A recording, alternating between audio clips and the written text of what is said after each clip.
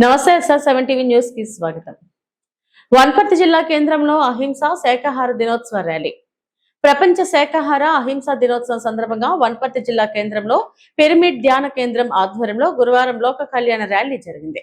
ఈ కార్యక్రమంలో పెద్ద సంఖ్యలో ధ్యాన సాధకులు పాల్గొన్నారు. ఈ సందర్భంగా నిర్వాహకులు మాట్లాడుతూ హైదరాబాద్ నాంపల్లి ఎగ్జిబిషన్ గ్రౌండ్స్ లో జాతీయ అహింస ధ్యాన మహాసభలు జరుగుతున్నాయని తెలిపారు.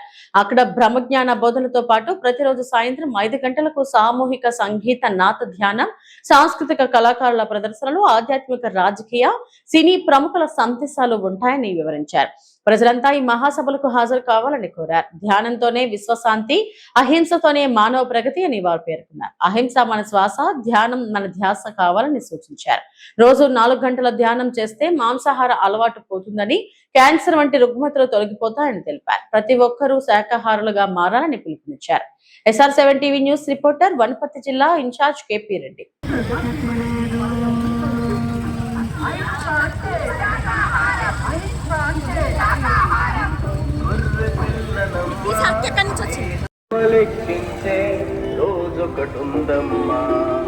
శాకాహారం అమృతాహారం, శాకాహారం అమృతాహారం, శాకాహారం మానవాహారం, శాకాహారం మానవాహారం, శాకాహారం సహజాహారం, శాకాహారం సహజాహారం.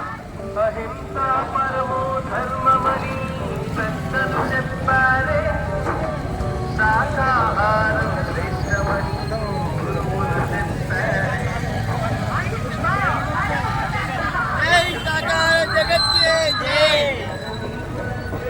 మాయచేత కప్పబడి మతం మత్తులో మనము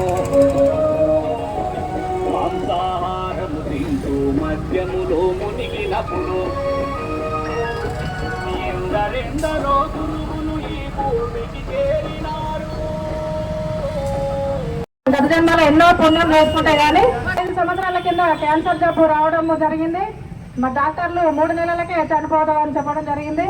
మరి అప్పుడు రోజుకు 4 గంటలు ధ్యాన సాధన చేస్తూ పూర్తిగా శాకాహారము, గుడ్డుతో సహా మాంసం బంద్ చేసి శాకాహారం తీసుకోవడం వల్ల మన 15 సంవత్సరాల నుంచి ఆనందంగా, ఆరోగ్యంగా మీ అందరికీ ఆదర్శంగా జీవిస్తున్నాను. దీనికి కారణము శాకాహారము. శాకాహారం తీసుకోవడం వల్ల మనిషి పూర్తిగా ఆరోగ్యంగా, ఆనందంగా జీవిస్తాడు. ఎన్ని డబ్బులున్నా కూడా మనం ఆరోగ్యంగా, ఆనందంగా ఉండలేము. మానవుని ఆహారము పూర్తిగా శాకాహారం మాత్రమే ఫ్రెండ్స్, అందరూ గమనించగలరు. మరి మేము ఇచ్చిన పాంప్లెట్లు కానీ అందరూ పడేయకుండా చదివి ఇప్పటి నుంచి ఎన్నో సెంటర్స్ ఉన్నాయి వనపర్తిలో, ధ్యానం సెంటర్స్. శాకాహారము తీసుకొని ధ్యానం చేసుకుంటే మానవుడు ఆరోగ్యంగా ఉంటాడు.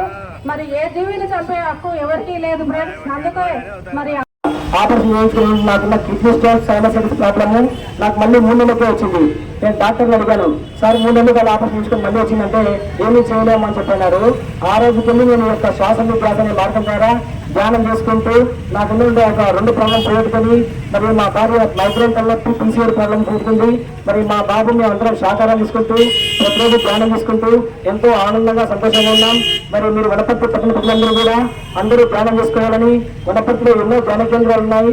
ఉచితంగా 1 రూపాయి తీసుకోకుండా నిరంతరాల కార్యక్రమాలు నడుస్తున్నాం. మీరు ఈ యొక్క ధ్యానం చేసుకుంటూ అందరం ఆనందంగా